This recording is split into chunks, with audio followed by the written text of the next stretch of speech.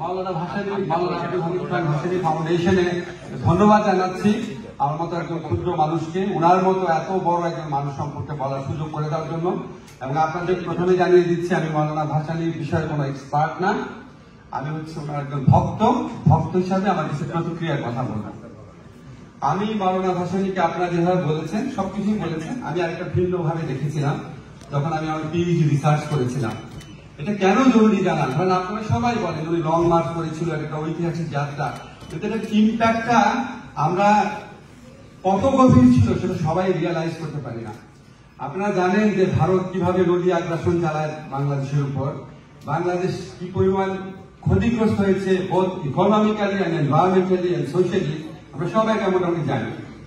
কিন্তু আমাদের কাছে অবাক লাগে, আমি যখন আন্তর্জাতিক নদী আইনে গবেষণা করতে গিয়েছিলাম, আমার কাছে অবাক লেগেছিল এই ভারতই 1977 সনে বাংলাদেশের সাথে একটা চুক্তি করতে বাধ্য হয়েছিল যে ফারাক্কাতে জয় পরিমাণ পানি আসুন না কেন গঙ্গা, বাংলাদেশকে অন্তত 34,500 কিউসেক পানি তারা দিবে অন্তত। এখন কিন্তু আমরা কত পাই জানেন, অ্যাভারেজে পাই 3-4 হাজার কিউসেক, আর তখন কিন্তু 34,500, 3-4 হাজারও মাঝে মাঝে পাই না। চিন্তা করে দেখেন এই বিপুল পরিমাণ পানি ভারতের মতো একটা বিশাল রাষ্ট্র বাংলাদেশকে দিতে বাধ্য হয়েছিল, তার পিছনে মেজর দুইটা ফ্যাক্টর ছিল। একদম নিরপেক্ষ গবেষক হিসেবে আপনাদের বলি, একটা হচ্ছে জিয়াউর রহমান সাহেবের আমলে বিষয়টা জাতিসংঘে উত্থাপন করা হয়েছিল, যেটা আমরা খুব কনভিনিয়েন্টলি ভুলে থাকার চেষ্টা করি। এই কৃতিত্বের সাথে একটা দল নাই দেখে সব, যে কৃতিত্বের সাথে একটা দল আর একজন ব্যক্তি নাই সেটাকে আমরা কবর চাপা দেওয়ার চেষ্টা করে জানেন, ফলে এটা বলা হয় না।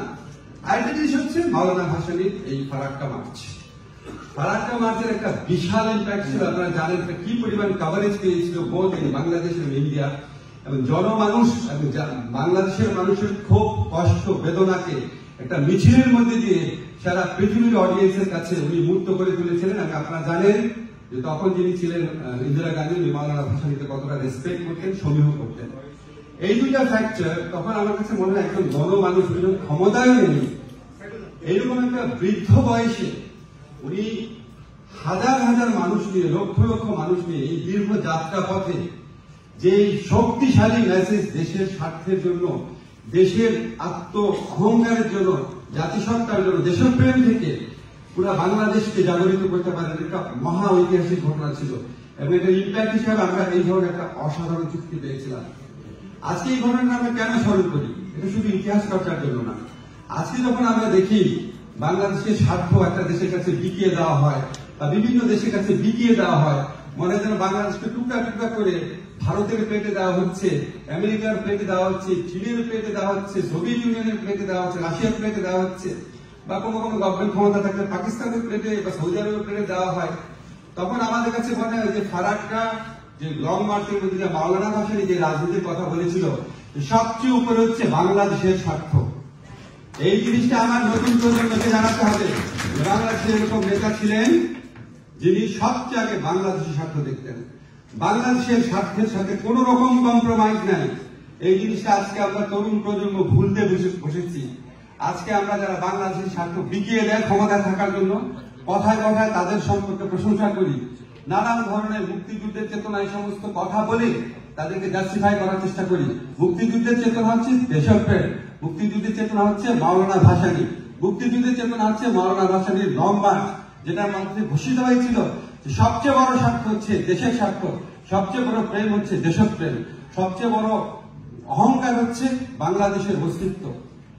আমরা মাওলানা ভাসানীকে আরো নানাভাবে রেলেভেন্ট দেখি। আপনারা জানেন বাংলাদেশে দীর্ঘদিন যাবৎ একটা বিভেদের রাজনীতির চর্চা চলছে। এই বিভেদের রাজনীতি চর্চার মধ্যে উনি একটা উজ্জ্বল ব্যতিক্রম ছিলেন। উনি বাংলাদেশের সত্যিকার অর্থে একটা ইনক্লুসিভ পলিটিক্স করতেন, এবং উনি উনার জীবনযাপন, উনার জীবন আদর্শ, উনার রাজনীতি দিয়ে একটা জিনিস প্রমাণ করেছিলেন যে সেকুলার হতে হলে আপনাকে ইসলাম ধর্মের বদনাম করতে হবে এমন কোনো কথা নাই। সেকুলার হতে হলে আপনাকে ইসলাম ধর্ম ত্যাগ করতে হবে, নিজের ধর্মের বিরুদ্ধে আজে বাজে কথা বলতে হবে, এই ধরনের কোনো কথা নাই। এবং উনি আবার এটাও দেখিয়েছিলেন যে আপনি ইসলাম ধর্ম, নিজের ধর্ম পালন করবেন, নিজের ধর্ম চর্চা করবেন, এই জন্য আপনি অন্য ধর্মকে ঘৃণা করবেন, এটার কোনো এই ধরনের কোনো কথা ইসলাম ধর্মে নাই। উনি একটা জীবন্ত প্রতিমূর্তি ছিলেন এই জীবন যাপনে, যে দেখিয়েছিলেন সেকুলারিজম এবং ইসলাম একসাথে সহাবস্থান করতে পারে। যেজন্য ওনার ভক্তদের মধ্যে শুধু ইসলাম ধর্মের অনুরাগী ছিল না, শুধু মুসলমান ধর্মের অনুরাগী ছিল না, সমস্ত ধর্মের অনুরাগী ছিল। যেজন্য আমি ওনার উপর এমন লেখাও করেছি, ওনাকে মাওলানা খেতাব যারা দিয়েছিলেন তাদের মধ্যে হিন্দু জনগোষ্ঠীর একটা বিরাট প্রভাব ছিল। উনি সেই নেতা ছিলেন যিনি আওয়ামী মুসলিম লীগকে আওয়ামী লীগে রূপান্তর করেছিলেন। উনি মাওলানাও ছিলেন, আবার আওয়ামী মুসলিম লীগ থেকে মুসলিম শব্দটাও বাদ দিয়েছিলেন। উনি বাংলাদেশে প্রমাণ করে গিয়েছিলেন যে আপনি একই সাথে ধর্মনিরপেক্ষ এবং একই সাথে প্রচন্ড রকম ধর্ম পালন, ধর্মের প্রতি শ্রদ্ধাশীল, ধর্মানুরাগী মানুষ হতে পারেন। আজকে বাংলাদেশের সংকটটা কোথায় দেখেন? আজকে বাংলাদেশে একদল লোক আছে যারা সেকুলারিজমের নামে বিশেষ করে শুধুমাত্র ইসলাম ধর্মের বিরুদ্ধে যা ইচ্ছা তা করে, যে কোনো ভাবে ডিমিন করার চেষ্টা করে, যে কোনো ভাবে মাদ্রাসার লোক যারা আছে, মাদ্রাসার জনগোষ্ঠী যারা আছে বা ধর্মীয় রাজনীতি যারা করে তাদেরকে যে কোনো ভাবে দমন করার চেষ্টা করে, ধর্মের কথা যারা বলে তাদেরকে দমন করার চেষ্টা করে। আবার আজকের বাংলাদেশে এমন এক শক্তি আছে যারা মনে করে ধর্মের কথা যারা বলে, ধর্মের কথা বলতে গিয়ে অন্য ধর্মের যে স্বার্থ সেটাকে অস্বীকার করে, নিজের ধর্মের মধ্যে মৌলবাদের চর্চা করে, হিংসার চর্চা করে, বিভেদের চর্চা করে। এই যে বিভেদের রাজনীতি, এই রাজনীতির বিপরীতে মাওলানা ভাসানীর রাজনীতি আমাদের তুলে ধরা উচিত। সবাইকে দেখানো প্রয়োজন যে ধর্মের প্রতি ভালোবাসা এবং সেকুলারিজম একসাথে সহাবস্থান করে, ধর্ম সমাজতন্ত্র একসাথে অবস্থান করতে পারে। সকল ধর্মের ছায়া তলে এই ধর্ম সেটা সবচেয়ে বড় ধর্ম। উনি ওনার জীবনের মাধ্যমে এটা প্রমাণ করেছেন। এটার জন্য এটা সেকেন্ড কারণ যে ওনার পলিটিক্সটা আমাদের জন্য অনেক বেশি রেলেভেন্ট। মাওলানা ভাসানী আরো বেশি রেলেভেন্ট বা আরো বেশি প্রাসঙ্গিক এই কারণে যে আমি মনে করি উনি মুক্তিযুদ্ধের বিশুদ্ধ চেতনার সবচেয়ে বড় প্রতিফলন ছিলেন। উনার জীবনী ছিল মুক্তিযুদ্ধের চেতনা। আমি এটা কেন বলি দেখেন, আমি রিসেন্টলি একটা রিসার্চ করেছি গণপরিষদ বিতর্কের উপর, যেই বিতর্কের মধ্যে দিয়ে আমাদের সংবিধান রচিত হয়েছিল, যেখানে আমাদের বঙ্গবন্ধু, জাতীয় চার নেতা, যেখানে মুক্তিযুদ্ধ করে আসা গণপরিষদের সদস্যরা সংবিধান রচনা করেছিলেন। ওনারা কি বলেছিলেন? ওনারা বলেছিলেন আমরা এই দেশটা স্বাধীন করেছি, সবচেয়ে বড় যে লক্ষ্য সেটা হচ্ছে, সবচেয়ে বড় লক্ষ্য সবসময় বলেছিলেন সমাজতন্ত্র স্থাপন করা, সমাজতান্ত্রিক অর্থনীতি স্থাপন করা। এটার মিনিংটা কি বলেছিলেন? বলেছিলেন কোন রকম শোষণ হবে না, ধনী গরিবের বিভেদ থাকবে না, সম্পদের মালিকানার ক্ষেত্রে বঞ্চনা থাকবে না, সমস্ত সম্পদ কিছু লোকের হাতে কুক্ষিগত হবে না, দেশের সমস্ত অঞ্চলে সুষম উন্নয়ন হবে, অন্ন বস্ত্র বাসস্থান চিকিৎসা সবার জন্য নিশ্চিত হবে। এবং আপনারা জানেন আমাদের সংবিধানে আছে, পৃথিবীর খুব কম সংবিধানে এটা আছে, আমি কনস্টিটিউশন ল পড়াই, আপনাদেরকে কনফিডেন্টলি বলি আমাদের সংবিধানে আছে রাষ্ট্র এমন ব্যবস্থা গ্রহণ করবে যাতে অনুপার্জিত আনআর্নড মানি কেউ ভোগ না করতে পারে। তার মানে কেউ যেন চুরি করতে না পারে, কেউ যেন দুর্নীতি করতে না পারে, কেউ যেন সম্পদ লুট করতে না পারে। এটা রাষ্ট্রের অন্যতম মৌলিক দায়িত্ব। এই যে আমাদের সংবিধানে মুক্তিযুদ্ধের চেতনা যে এভাবে বর্ণনা করা আছে, এই জীবনটা বাংলাদেশে কোন নেতা যাপন করেছেন? মাওলানা ভাসানীর চেয়ে উজ্জ্বল ভাবে এবং সার্থক ভাবে একমাত্র মাওলানা ভাসানী এই জীবন যাপন করে গেছেন। উনার নিজের জীবন যাপনের মধ্যে প্রমাণ আছে উনি মেহনতি মানুষের নেতা ছিলেন। উনি কোনো শোষণ সহ্য করতে পারতেন না, উনি কোনো বঞ্চনা সহ্য করতে পারতেন না। উনি নিজের জীবন যাপনই করতেন, একটা মেহনতি মানুষের জীবন যাপন করতেন। উনার যে স্ট্যাচারটা, উনার যে পোশাক, উনার যে জীবন যাপন, আপনি কোন বড় নেতার জীবন যাপনের সাথে উনার কোনো মিল খুঁজে পাবেন না। উনাকে দেখলেই মনে হয় গণমানুষের একজন প্রতিনিধি। এবং উনি সারা জীবন অন্যায় বঞ্চনার বিরুদ্ধে যুদ্ধ করেছেন, সারা জীবন গণতন্ত্রের পথে সংগ্রাম করেছেন, সারা জীবন উনি মানুষের স্বার্থের কথা, সবচেয়ে অবহেলিত, সবচেয়ে দরিদ্র, সবচেয়ে বিপন্ন মানুষের স্বার্থের পক্ষে দাঁড়িয়েছেন। উনি মুক্তিযুদ্ধের সবচেয়ে বিশুদ্ধ চেতনার পরিচয় বহন করেন। এই জন্য মাওলানা ভাসানীর রাজনীতি আমাদের দেশে এখনো অনেক বেশি প্রাসঙ্গিক, অনেক বেশি এটাকে আমাদের তুলে ধরতে হবে। আরেকটা কথা আমি সবসময় বলি, মনে করি যে আমরা সবসময় বলি দেখেন যে এই আমাদের একজন মাওলানা ভাসানীর প্রয়োজন, আমাদের দেশে এখন একটা জাতীয় পুনর্জাগরণ প্রয়োজন, আমাদের একটা খুব শক্তিশালী দিক নির্দেশনার প্রয়োজন। এগুলো আমরা কেন বলছি? আপনার মাওলানা ভাসানীর জীবন যদি দেখেন, খুব অদ্ভুত একটা জীবন। উনি অনশন করেছেন, লং মার্চ করেছেন, জেলে গিয়েছেন, ব্রিটিশের বিরুদ্ধে যুদ্ধ করেছেন, পাকিস্তানের বিরুদ্ধে যুদ্ধ করেছেন, বাংলাদেশে আমলে যে দুঃশাসন ছিল সেটার বিরুদ্ধে যুদ্ধ করেছেন। এবং উনার জীবন হচ্ছে সংগ্রাম এবং আত্মত্যাগের সবচেয়ে উজ্জ্বল প্রতিমূর্তি। উনি শিখিয়েছেন সবচেয়ে প্রতিকূল অবস্থাতে কিভাবে যুদ্ধ সংগ্রাম করতে হয়। আমার কাছে অবাক লাগে, ওনার মতো একজন সফট স্পোকেন মানুষ সুফিবাদী একজন বলেছে, সুফিবাদী জীবনযাপন করা মানুষ, উনিও প্রয়োজনে আপনাদের মনে আছে পাবনা ময়মনসিংহের যে কৃষকদের জন্য, যে ভূমিহীন মানুষের জন্য যোদ্ধাদের বিরুদ্ধে আসামে উনি আন্দোলন করেছিলেন, তারপরে যে আইয়ুব খানের বিরুদ্ধে আন্দোলন করেছেন, সব জায়গায় দরকার হলে প্রয়োজনে তিনি আর্ম স্ট্রাগলের কথা বলেছিলেন, সশস্ত্র সংগ্রামের কথা বলেছিলেন। উনি টাইম পত্রিকাতে ওনাকে বলা হয়েছিল প্রফেট অফ ভায়োলেন্স। প্রয়োজনে প্রফেট অফ ভায়োলেন্স করে হলেও, প্রয়োজনে ধ্বংসের মধ্যে দিয়েও সৃষ্টিকে তুলে ধরতে হবে, ভালো কিছু তৈরি করতে হবে, নিজেকে স্যাক্রিফাইস করতে হবে, সব ভয়কে জয় করতে হবে। এটা উনি নিজের জীবন যাপনের মধ্যে দিয়ে প্রমাণ করে গেছেন। তা আজকের এই দুঃসময়ে আমরা যখন ভাবি যে আমাদের আসলে কি প্রয়োজন, আমাদের দেশে ভোটাধিকার নাই, আমাদের দেশে সম্পদ লক্ষ কোটি টাকা সম্পদ চুরি হয়ে যায়, বাইরে পাচার হয়ে যায়, আমাদের দেশে একটা সাধারণ ব্যবসায়ী বাস পরিবহনের মালিক, বাসের মানে আন্তঃজেলা বাসের মালিক, সে আজকে $1 বিলিয়ন মালিক হয়ে গেছে, 6টা ইনস্টলমেন্ট খালি করে দিয়েছে। বাংলাদেশে একটা সাধারণ ব্যবসায়ী সিঙ্গাপুরের সবচেয়ে বড় লোক একজন হয়ে গেছে। আপনারা দুঃখ করে বলেন যে এরকম আমরা রেমিটেন্সের টাকা পাঠাই, এই টাকা পাচার করে দেই, আমরা দুঃখ করে বলি আমরা ট্যাক্সের টাকা দিই, এই টাকা সব খাইয়া ফেলে। এই রকম দুঃশাসন আমাদের সব সরকারি, আমি বিশ্বাস করি আমাদের সব সরকারি অনেক ক্ষেত্রে ব্যর্থ হয়, ভোট চুরির চেষ্টা করে, দুর্নীতির চেষ্টা করে, কিন্তু এইরকম আমাদের এরকম তো হয় নাই। বাংলাদেশ তো কোনোদিন লুট হয় নাই, লক্ষ কোটি টাকাতে পাচার হয় নাই, বাংলাদেশের চোর যারা সিঙ্গাপুরের সবচেয়ে বড় লোক হয় নাই, বাস কোম্পানির মালিক 6টা ব্যাংকের একা মালিক হয়েছে যায় নাই, এত লোক তো গুম হয় নাই, অন্য দেশকে নিজের দেশের স্বামী বলে তোকে পরিচয় দেয় নাই। এই এমন আছে নেই বাংলাদেশে। এই ভয়াবহ সময়ে আমাদের সবচেয়ে বেশি মাওলানা ভাসানীর জীবনকে তুলে ধরা উচিত, ইয়াং জেনারেশন কাছে তুলে ধরা উচিত। আমাদের আজকে দেখানো উচিত যে না, এই জাতির এখানে এই কৃষক সম্প্রদায়ের অবহেলিত জনপদ থেকে এরকম একজন মানুষের জন্ম হতে পারে, যে ব্রিটিশ শাসক, যে ব্রিটিশ রাজ, যে পাকিস্তান রাজ, বাংলাদেশের দুঃশাসন সবকিছুর বিরুদ্ধে রুখে দাঁড়াতে পারে। এরকম একটা আইকনিক ফিগার আমাদের সামনে দরকার, এটাকে আমাদের তুলে ধরা দরকার। এরকম নেতা আমাদের মধ্যে জন্ম নিয়েছিল। আপনারা আমাকে মানে অনেকে প্রশ্ন করেছেন মাওলানা ভাসানীকে কেন সরিয়ে রাখা হয়, ওনার নাম কেন দেশে বলা হয় না।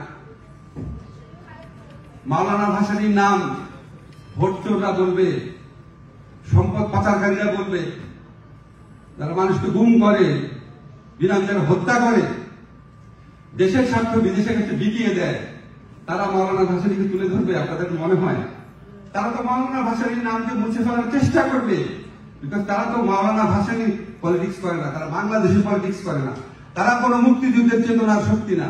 আমি সবসময় বলি আপনারা এই ন্যারেটিভটা ভাঙবেন। কথায় কথা বলে মুক্তিযুদ্ধের চেতনা, ভোট চোর কি মুক্তিযুদ্ধের চেতনা? আগের রাতে ভোট করা মুক্তিযুদ্ধের চেতনা? লক্ষ কোটি টাকা দেশ থেকে পাচার করা কি মুক্তিযুদ্ধের চেতনা? বাংলাদেশের মানুষকে গুম করা, বিনা বিচারে হত্যা করা কি মুক্তিযুদ্ধের চেতনা? লক্ষ লক্ষ গায়েবী লোকের বিরুদ্ধে গায়েবী মামলা করা, কি ভয়ঙ্কর অবস্থা দেশে। আমি হজ করতে গেছি সৌদি আরবে, মানুষের দুঃখের কথা শুনে এক লোক বলছে সে 4 বছর যাবৎ দেশে যেতে পারে না। 6 বছর পর দেশে গেছে, দেশ থেকে দেশ ত্যাগ করার 2 দিন আগে তার বিরুদ্ধে মামলা হয়েছে, গায়েবী মামলা, কিচ্ছু জানে না। সে তার বাচ্চাকে দেখতে গেছে, বাচ্চা ছোট থেকে বড় হয়েছে দেখতে গেছে, কাছে থাকে, বলে স্যার আমার কেন মামলা আছে কিচ্ছু জানি না, আমরা আপনার কোনো পলিটিক্স করেন, বলে আমার 14 গোষ্ঠী পলিটিক্স করে না। গায়েবী মামলা যে কি যে হচ্ছে দেশের মধ্যে, এরকম একটা সরকার, এরকম একটা রেজিম, সে মাওলানা ভাসানীকে কবর দিবে না, মাওলানা ভাসানীকে নাম সবার মন থেকে মুছে ফেলানোর চেষ্টা করবে। আর আমাদের দায়িত্ব হচ্ছে মাওলানা ভাসানীকে তুলে ধরা, যে মাওলানা ভাসানী দেখিয়েছেন বাংলাদেশের মানুষের অন্তর্নিহিত লড়াই করার ক্ষমতা, সকল অবিচার দুঃশাসনের বিরুদ্ধে বাংলাদেশ কিভাবে রুখে দাঁড়াতে পারে উনি সারা জীবন এটা দেখিয়েছেন। এই জন্য মাওলানা ভাসানীকে আরো বেশি প্রাসঙ্গিক করে দিতে হবে, আরো বেশি তুলে ধরতে হবে। যখন আপনারা দুঃখ করেন যে মাওলানা ভাসানীর নাম সরকার নিচ্ছে না বা এই নিচ্ছে না, আমার দুঃখ লাগে না। খারাপ মানুষ, পাপী মানুষ, দেশের স্বার্থ রক্ষা করা মানুষের মুখে মাওলানা ভাসানীর নাম শোনা দরকার নেই। আমি যখন দেখি দেশে আর বিদেশে সবচেয়ে ভালো মানুষরা মাওলানা ভাসানীর নাম নেয়, তখন আমার মন ভরে ওঠে যে না, ভালো মানুষ অল্প হোক, তাদের মনে একজন নেতা হলেও আছেন, তিনি হচ্ছেন মাওলানা ভাসানী। যার লাইফে কোনো স্পট নাই। আমি দেশে দেখি সবচেয়ে শ্রদ্ধা কবি যাদের, সৈয়দ আবুল মকসুদ, নুরুল কবির, আপনারা জানেন ওনারা কত বড় মাপের গবেষক, কি অসম্ভব সৎ জীবন যাপন করেছেন। ওনাদের প্রধান রিসার্চ কি? মাওলানা ভাসানী নিয়ে, মাওলানা ভাসানীকে নিয়ে, অন্য কাউকে নিয়ে না। আমি যখন দেখি বিদেশে যারা আছেন, আমাদের আলিমাম ভাই, আমাদের আতিকুর রহমান সালু ভাই, উনি কিন্তু আমার নানা শ্বশুর হন এখন, বলে রাখলাম আপনাদের। তারপরে আমাদের টিপু সুলতান ভাই, মইনুদ্দিন নাসির ভাই, ওনারা সবার শ্রদ্ধেয় মানুষ, এই কমিউনিটিতে খুব শ্রদ্ধেয় মানুষ। ওনাদের কাছে সবচেয়ে আবেগের নাম কে? মাওলানা ভাসানী। তো মাওলানা ভাসানী কোথায় মারা গেছেন? উনি সব জায়গায় সদর্পে টিকে আছেন। সবচেয়ে ভালো মানুষের মধ্যে, সবচেয়ে শ্রদ্ধেয় মানুষের মধ্যে, সবচেয়ে দেশপ্রেমিক মানুষের মধ্যে সবচেয়ে উজ্জ্বল হয়ে আছেন মাওলানা ভাসানী। এটাই আমাদের সবচেয়ে বড় আনন্দ, সবচেয়ে বড় আশাবাদের প্রতীক হওয়া উচিত। এবং আমি সবার সাথে একমত পোষণ করি, আমাদেরকে মাওলানা ভাসানীকে আগামী প্রজন্মের সাথে যতটা পারি পরিচয় করিয়ে দিতে হবে। আজকে সৈয়দ আবুল মকসুদ বা নুরুল কবি ভাইরা যে রিসার্চ করেছেন, আপনারা এখানে রিসার্চ করছেন, আমাদের ইয়াং জেনারেশনের প্রয়োজনটা বুঝতে হবে। আপনি মনে করেন তুমি ভাসানীর উপর একটা বই পড়ো বলে আপনি একটা 250 পৃষ্ঠা বই দিলেন, ইটস নট ফেয়ার। ওরা কি পছন্দ করে আপনারা জানেন, ওরা স্টোরি পছন্দ করে। আপনি যদি একটা দেখেন, একটা গ্রামের একটা মানে প্রত্যন্ত অঞ্চলের একটা লোক ব্রিটেনের বিরুদ্ধে রুখিয়ে দাঁড়িয়েছিল, পাকিস্তানের বিরুদ্ধে রুখিয়ে দাঁড়িয়েছিল, এবং স্টোরি করে যে তথ্যচিত্রটা সেটা আরো স্টোরি করে, দরকার অ্যানিমেশন করে ইয়াং জেনারেশনকে দেখান। এই ধরনের কনফারেন্সে আপনাদের অনেক কষ্ট হয় আয়োজন করতে, অনেক এফোর্ট দিতে হয়। ওইটা কিছু এফোর্টটা ইয়াং জেনারেশনকে মোটিভেট করার কাজে লাগান। আমার মনে হয় যে এটাও আমাদের একটা দায়িত্বের অংশ। তো আমি আপনাদের সাথে বিনয়ের সাথে বলেছি যে আমি আসলেও মাওলানা ভাসানী বিষয়ে এক্সপার্ট না, আপনার ভক্ত, খুবই নগণ্য ভক্ত। তবে আমার কাছে এই ধরনের কনফারেন্সে আসার পর, মানে আমার দেশেও কিছু কনফারেন্সে গিয়েছিলাম, মাওলানা ভাসানী গ্রামেও গিয়েছিলাম, জাফরুল্লাহ ভাই আমাকে সবসময় ইন্সপায়ার করতো। তো আমার কাছে মনে হয়েছে যে আমারও একটা এনলাইটমেন্ট হয় আপনাদের সাথে আসছে। মনে হয় যে আমার যে ভবিষ্যৎ রিসার্চ, সেখানে অবশ্যই আমার মাওলানা ভাসানীকে নিয়ে একটা খুব মানে সিরিয়াস একটা রিসার্চ করা দরকার। আমি আপনাদের কথা দিলাম, যদি ইনশাআল্লাহ সুযোগ হয়, সময় হয়, অবশ্যই আমি ওনাকে নিয়ে বড় একটা কাজ করার চেষ্টা করব। সবাইকে অনেক ধন্যবাদ, ভালো থাকবেন। আমি এই বাংলাদেশের খ্যাতিমান ব্যক্তি আমার পাশে দাঁড়িয়ে আছে, যাকে দেশের মানুষ সম্মান করে।